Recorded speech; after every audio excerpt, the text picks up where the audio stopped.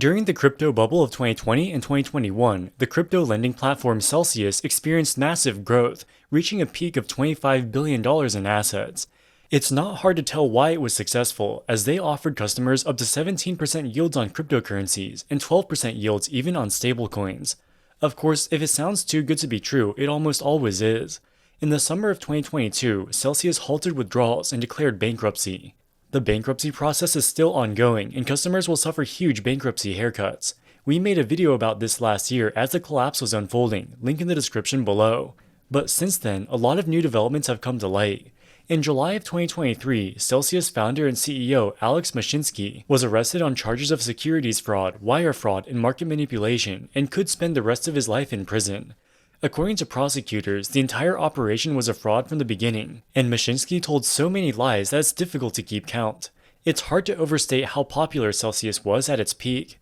It had 1.7 million users, and dozens if not hundreds of crypto influencers promoted the platform to their audiences as a safe way to generate passive income. In this video, we'll look at the recent revelations about the extent of the fraud at Celsius. And more importantly, we'll look at consumer psychology to see why so many people invested their life savings into what in hindsight was an obvious scam. So what is Celsius? It's an app where you can deposit your cryptocurrencies and earn passive yields as high as 17%. If you already own crypto anyway, this is clearly a very attractive proposition, as you basically get free money for assets you want to own anyway. Even if you aren't bullish on cryptocurrencies, Celsius offered yields as high as 12.6% on stablecoins like Tether and USDC. This way, you can earn very large amounts of passive income while avoiding the volatility of crypto markets. At the time, the federal funds rate was at 0, and savings accounts at traditional banks had offered a fraction of a percent. So how could Celsius offer yields which were orders of magnitude higher? According to CEO Alex Mashinsky, the reason savings accounts offer such low yields is because the evil banks keep most of the profits for themselves. Only a tiny portion of the interest income is passed on to the depositors. Celsius was different. They would lend out their customers crypto deposits and pass 80% of their interest income back to their customers. Mashinsky repeatedly assured customers that they only lent money to reputable borrowers who could post billions of dollars of collateral. Thus, Celsius was no more risky than a regular bank. The only difference is that they gave more of the interest income to their customers. But on the institutional side, we have very credible counterparties. They have billions of dollars in a balance sheet, and for those, we have under-collateralized, but we don't offer any non-collateralized loans. In fact, their due diligence was so great and their lending standards were so high that Celsius had never once in its 4-year history suffered a single default on its loans.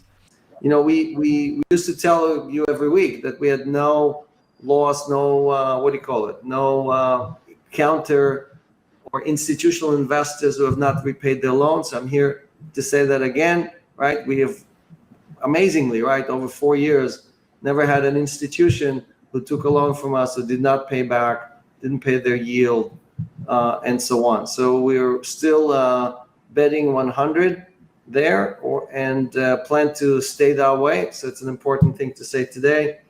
This all sounded great. Celsius was able to generate high yields with almost no risk and pass 80% of the interest income to their customers. As you might have guessed, this was a massive lie. In reality, the rewards they offered to customers had no connection to how much interest Celsius itself could generate. They instead looked at the yields offered by their competitors and tried to match or exceed them. During the crypto bubble of 2020 and 2021, there were multiple platforms offering very high yields. Most of them were committing fraud by deceiving their customers about the risks involved.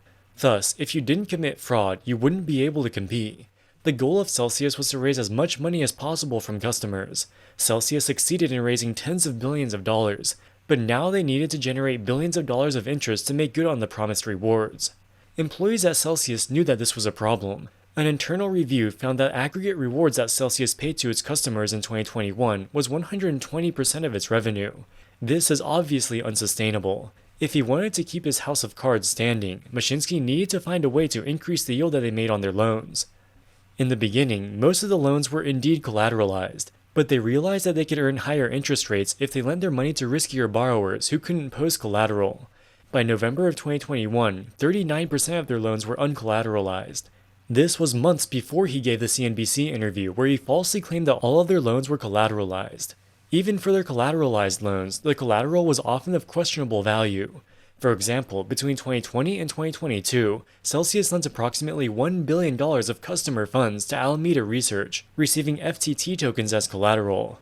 Thus, we can see they were lending to increasingly risky borrowers in an attempt to earn enough yield to make good on their customer rewards. But given the risky nature of their borrowers, how could it possibly be the case that they had not suffered a single default? It's actually simple. Alex Mashinsky lied. Since at least early 2021, well before Mashinsky claimed that there were never any defaults, multiple institutional borrowers defaulted on loans. Behind the scenes, Mashinsky himself was heavily involved trying to recover the losses from the borrowers who had defaulted. By 2022, Mashinsky was getting desperate. Every day that went by, Celsius was paying millions of dollars of rewards to customers, and they weren't making nearly enough interest to cover this. On numerous occasions, Mashinsky claimed that Celsius did not take directional bets on the prices of cryptocurrencies. They only gave loans and engaged in what he called delta-neutral trading strategies. This too was a lie. As the financial position of Celsius was deteriorating, Mashinsky started making increasingly risky trades in an attempt to repair the hole in its balance sheet. He would use customer funds to make both long and short bets on the price of Bitcoin and Ethereum. He used Celsius as his personal hedge fund, taking whatever bets he wanted. According to WhatsApp messages obtained by prosecutors, many of Celsius's employees saw what he was doing and knew it was a big problem to be gambling with customer money in this way. One Celsius employee texted another saying, quote, "It seems like Alex is unilaterally trading large positions of our book. So at what point do we seek outside intervention to get the thing under control?" Unquote. They never sought outside intervention and never brought Alex under control. As it turns out, Mashinsky wasn't a very good trader and incurred tens of millions of dollars of losses on his trades. Remember that during this whole time, they were still paying out rewards as high as 17% per year. It all goes back to the problem that Celsius couldn't make good on the yields they promised to their customers. They tried lending to collateralized borrowers. This couldn't generate enough interest. They tried lending to uncollateralized borrowers, but this led to significant defaults and didn't generate enough interest. Mashinsky tried his hand at crypto trading, and this also didn't work. As a last-ditch effort, they started investing customer money into the algorithmic stablecoin Terra UST, which offered 20% yields but was basically a Ponzi scheme. Even as they took on far more risk than they led their customers to believe, they never made enough money to make good on their customer rewards. They relied on money from new customers to pay the rewards of old customers. In 2021, they lost $800 million, and in the first quarter of 2022 alone, they lost another $165 million. Every day that went by, they were digging themselves into a deeper and deeper hole. Many Celsius employees knew that what Mashinsky was doing was illegal, but they were either unwilling or unable to stop him. One of the ways Celsius would communicate with current and prospective customers was with weekly live streams hosted by Alex Mashinsky, where he would answer questions with customers as well as giving general commentary on the crypto markets. They called these broadcasts Ask Me Anything, or AMAs for short. The AMAs were broadcast live and uploaded to YouTube after the fact. If you watch the AMAs, you can notice that many of them have been heavily edited, with some parts having been removed. According to prosecutors, Mashinsky made so many false and misleading statements in the AMAs that Celsius employees from multiple departments began to review the AMAs after they had been aired, flag false and misleading statements by Mashinsky, and at times edit Mashinsky's misrepresentations out of the recorded versions of the AMAs posted on YouTube. For example, in March of 2022, Mashinsky gave an AMA where he was asked about the sustainability of Celsius's rewards. He said, quote, "Celsius is trying to do something very simple, okay? How about we charge borrowers 9% and pay users 7%, right? So most of the yield goes to the community or the coin owners," unquote. After the fact, Celsius employees removed this statement from the video before they posted it on YouTube because they knew it was false. Celsius was not earning 9% interest on the customer deposits it lent out. Another important part of the Celsius story is their native cryptocurrency called CEL. Celsius had various tiers based on how much of your portfolio you hold in CEL tokens. If at least 25% of the value of your portfolio is held in CEL tokens, you get the Platinum tier, which gives you a 25% bonus on the yield you receive.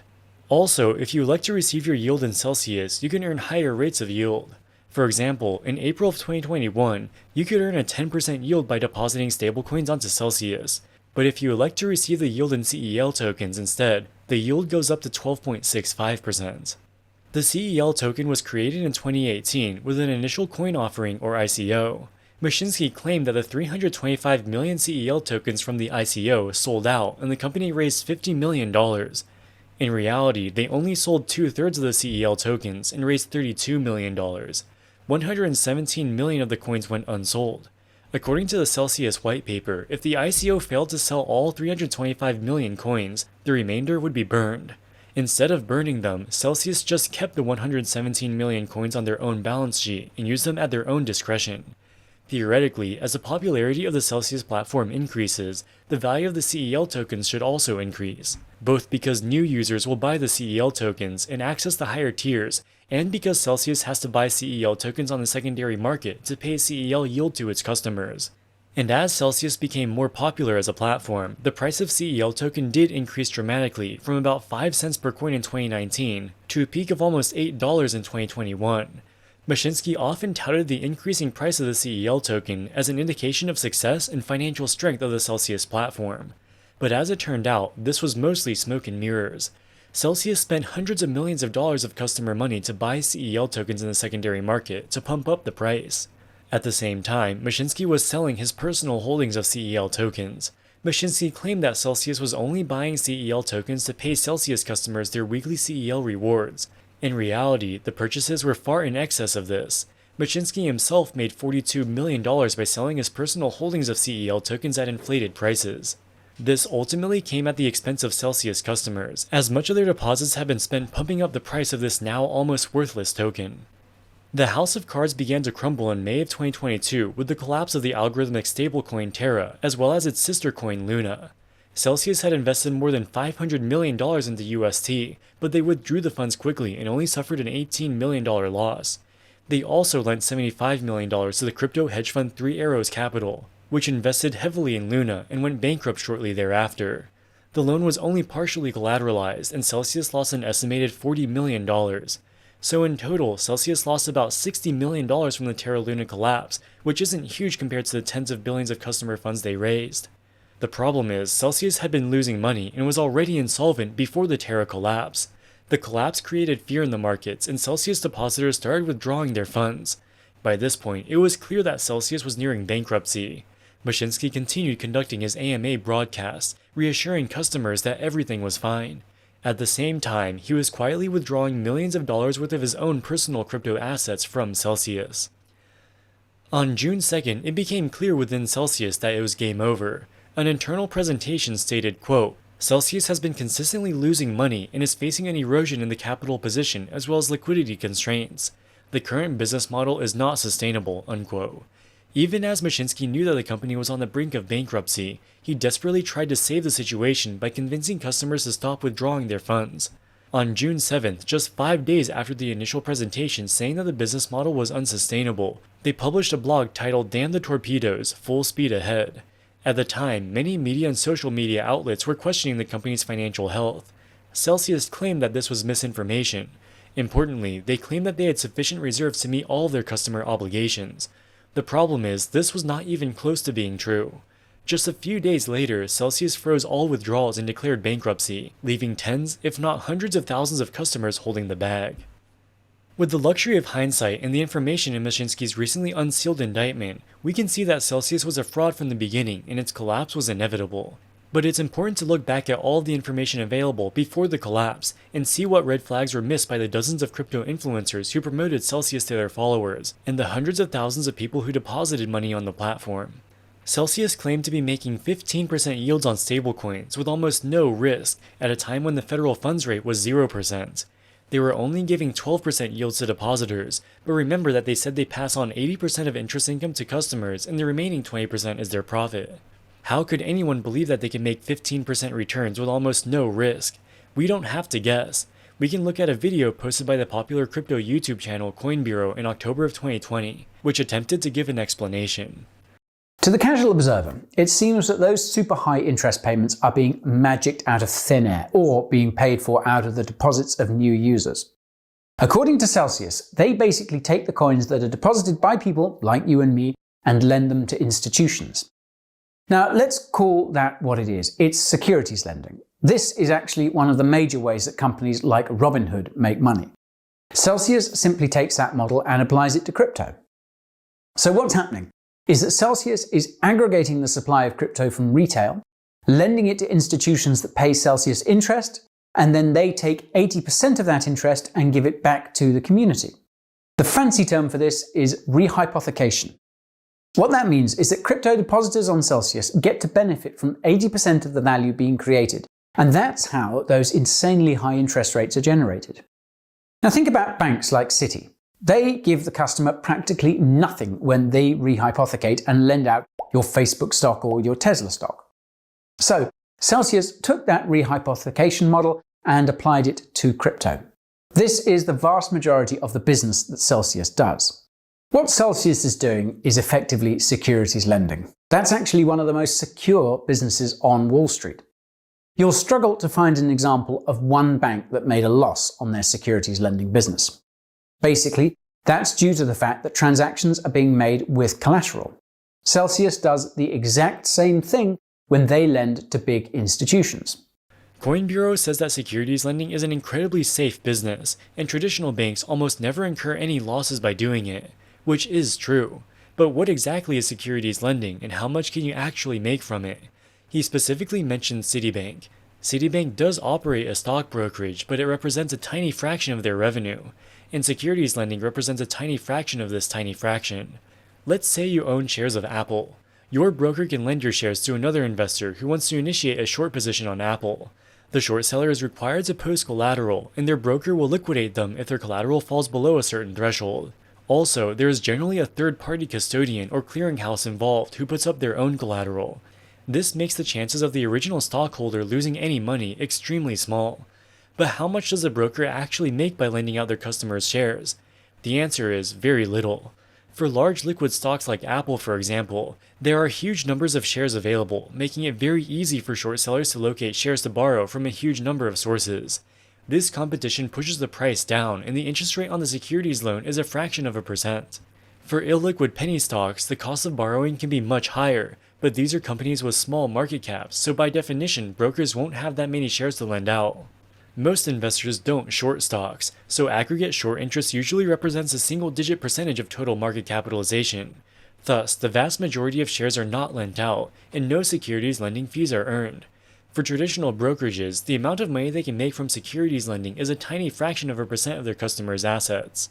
The majority of their revenue comes from transaction fees, payment for order flow, or selling their own investment products. These are revenue streams that Celsius does not have. Also, for most banks, their brokerage segment is a tiny percentage of total revenue. The vast majority comes from lending cash to borrowers. Coin Bureau touches on this aspect as well. For those that think these types of interest rates are too good to be true, consider that banks like JP Morgan can borrow from central banks like the Fed or the Bank of England at next to no cost. However, how many of these banks have lowered the amount that they charge customers on a credit card?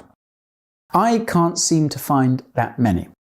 Now get the Sapphire Reserve card from Chase Bank and you'll pay 17 to 24% on outstanding balances.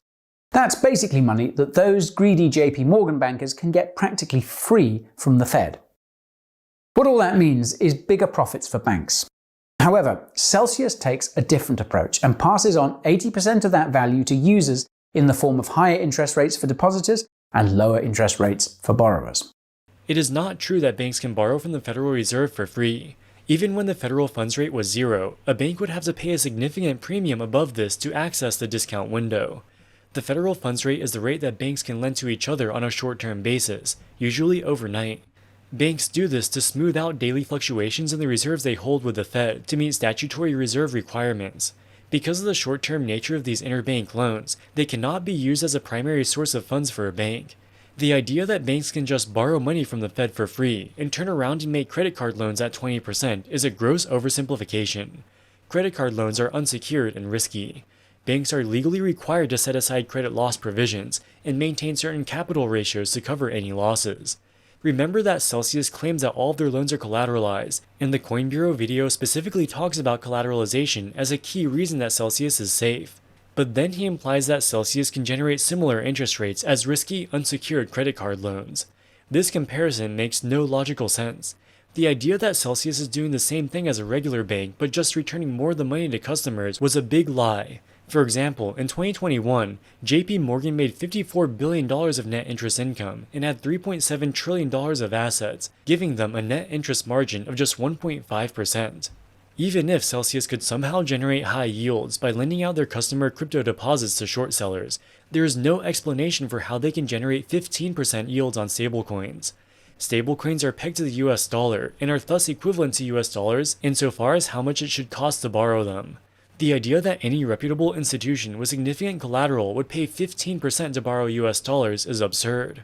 This alone should have raised massive alarm bells, but the crypto influencers who promoted Celsius never talk about this. The great majority of them had referral links and were compensated by Celsius for each new user they brought in, giving them a massive incentive to portray the platform as legitimate. With that being said, there's no reason to believe that these crypto influencers knew that Celsius was a fraud, and in many cases, they too invested their own money into the platform. The reality is, these crypto influencers aren't very smart, and have only a superficial understanding of how the financial system works, but they delude themselves into thinking that they are great geniuses who understand the new and magical world of crypto. This makes them highly effective, albeit unwitting, tools for fraudsters like Alex Mashinsky. Instead of doing their own research, investors assumed that the crypto influencers knew what they were talking about. In many cases, they invested their life savings into Celsius. The results were predictably disastrous. Alright guys, that wraps it up for this video. What do you think about Celsius? Let us know in the comments section below. As always, thank you so much for watching and we'll see you in the next one. Wall Street Millennial, signing out.